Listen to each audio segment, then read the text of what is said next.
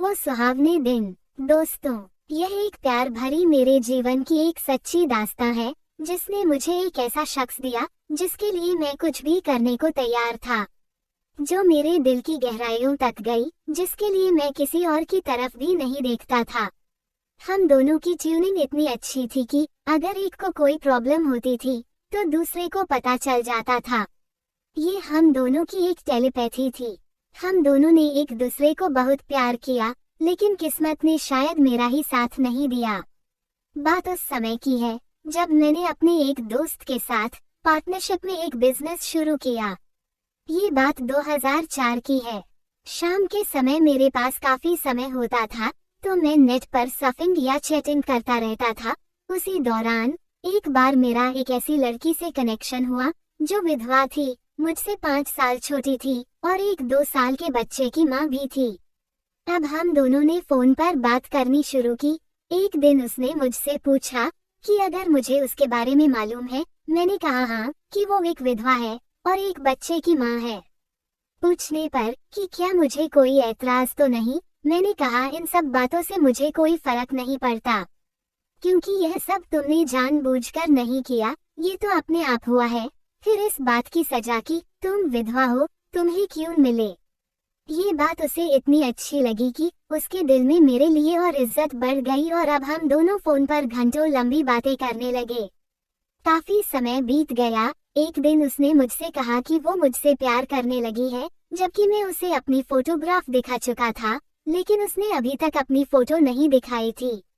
उसके इतना कहने से मैंने कहा कि मुझे उससे बात करना अच्छा लगता है और मेरे दिल में उसके लिए बहुत जगह है, लेकिन मैं प्यार नहीं करता।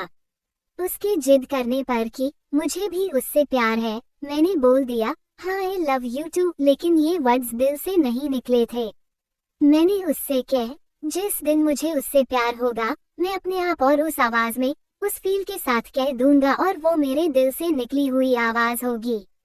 हम दोनों के बात का सिलसिला चलता रहा।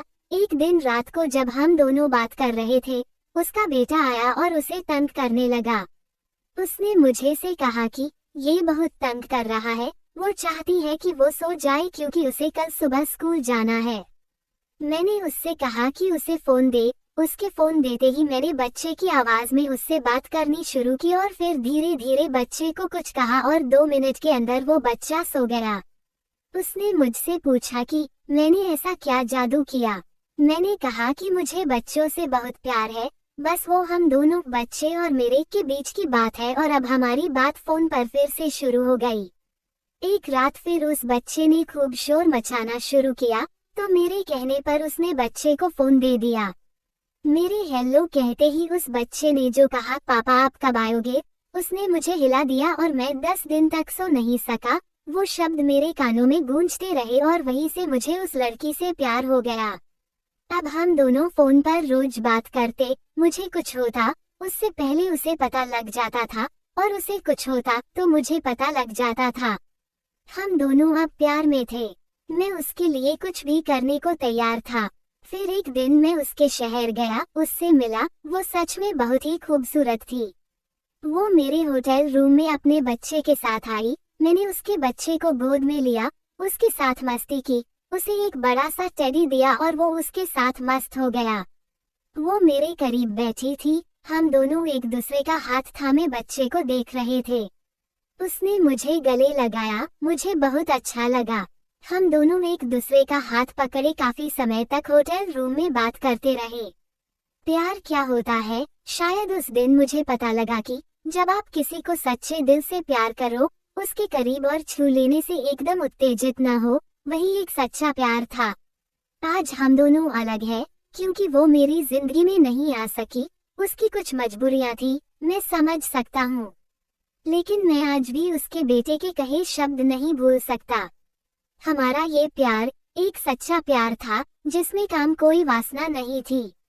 हम दोनों फोन पर घंटों बात करते थे। ये सिलसिला करीब 1.5